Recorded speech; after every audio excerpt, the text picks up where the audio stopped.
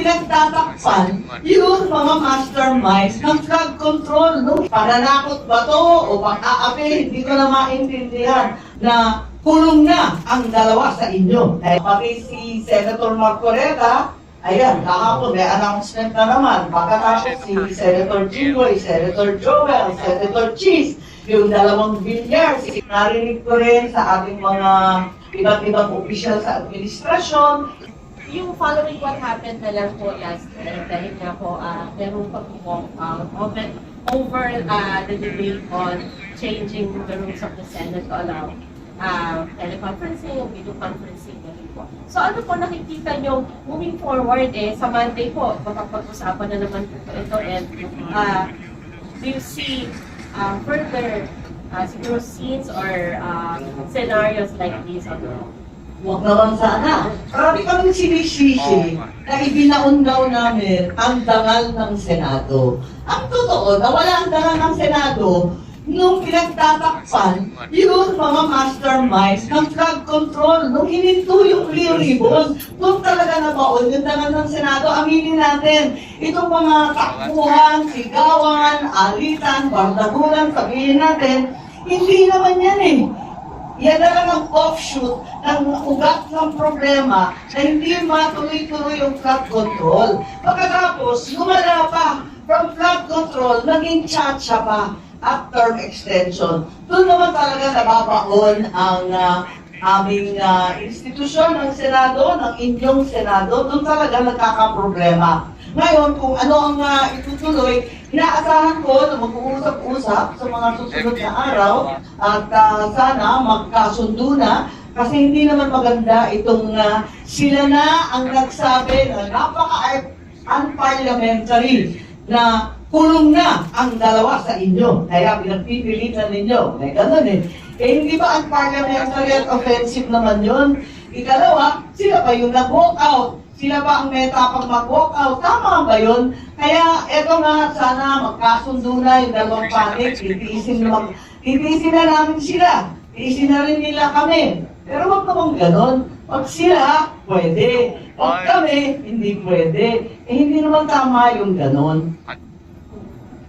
So, magkakautos pa, hindi ko sigurado, supposed to be bukas, pero parang magkakamiting pa ng bukas ng gabi at magdidesisyon kung anong mangyayari by Friday. So, tignan natin, sana magkasundo na sa lalong madaling panahon dahil para sa akin gusto ko natutukan ng trabaho at lubayan na itong mga issues na pampolitika na hindi naman magdudulot ng karagdagang pagkain, ng gasolinang abot kaya, ng kalusugan para sa lahat.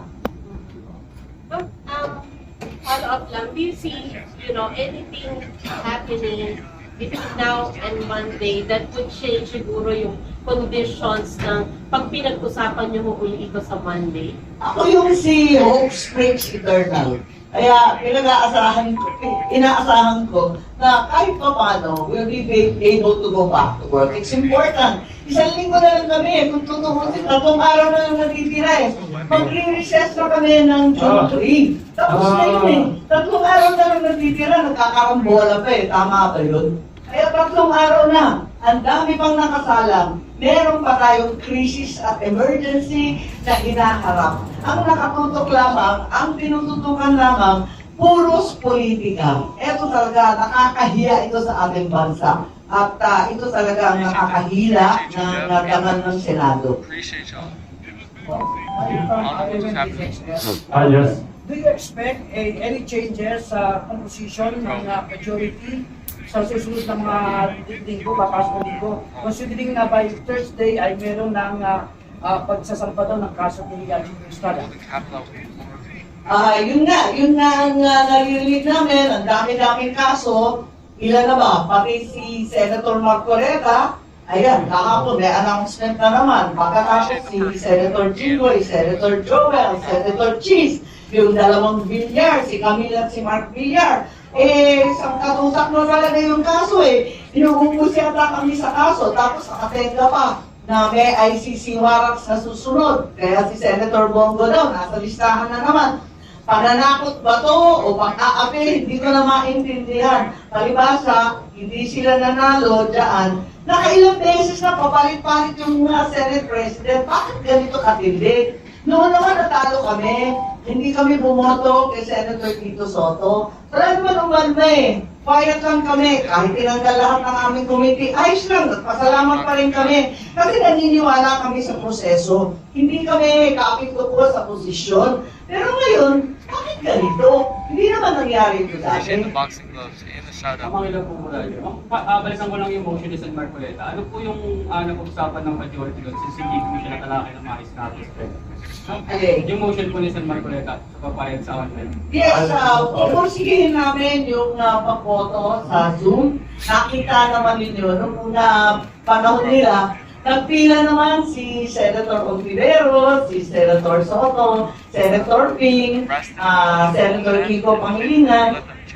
Nung panahon naman na may nakakulong o hinuhuli sa kanila, o kaalala ko, Senator De Lima at Senator Trillanes, nag-motion rin naman sila na mag-remote voting. Bakit ngayon? May remote participation. Nagtataka ako ngayon kung bakit tutol na tutol sila dyan at walk out pa. Meron naman silang pinagpapalo noon, andito na, nakita ko, kaya ako nagtataka. Ito, may mga Resolution 658, andyan, ang dami, Resolution 51, may mga resolution sila nung dati tungkol sa remote participation. Bakit ngayon tutol na tutol? Di ba dapat patas? Just to follow up on So, that, I'm ready for perhaps the serious chat, but the thing that would set it apart is dahil may parating po na impeachment trial, ano po. So, nakikita niyo po ba na ang kung magtatagumpay po yung association ng rules, ay syempre po makakalahok po doon yung mga ibang kasamahan sa kanila kung bakit na sila po arrested. At maaari silang bumoto. Tama po ba? The Senate has great leeway in the Constitution and upheld repeatedly by the Supreme Court in formulating its own rules for impeachment. Ang Senado mismo ang gumagawa ng kanilang mga patakaran para sa impeachment. Kaya, kung mag-agree ang Senado na ito ang karapat-dapat, pwede naman talagang gawin. Wala namang bawal dun eh.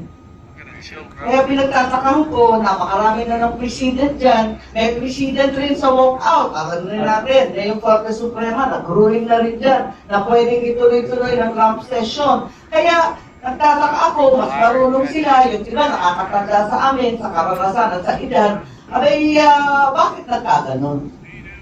Ma'am, ano yung process para mag-apply din siya sa impeachment court? Yun na ang dapat tatalakayin. Hindi pa nga napapag-usapan yung detalye kung ano yung remote, ano yung botohan, kung ano yung participation. Lahat yan hindi pa na-define. Kaya nagtataka ako kung bakit nag-walk out. Wala pa naman pinag-uusapan. I think they've showed Ala, nauwi tayo sa walk out. Yes.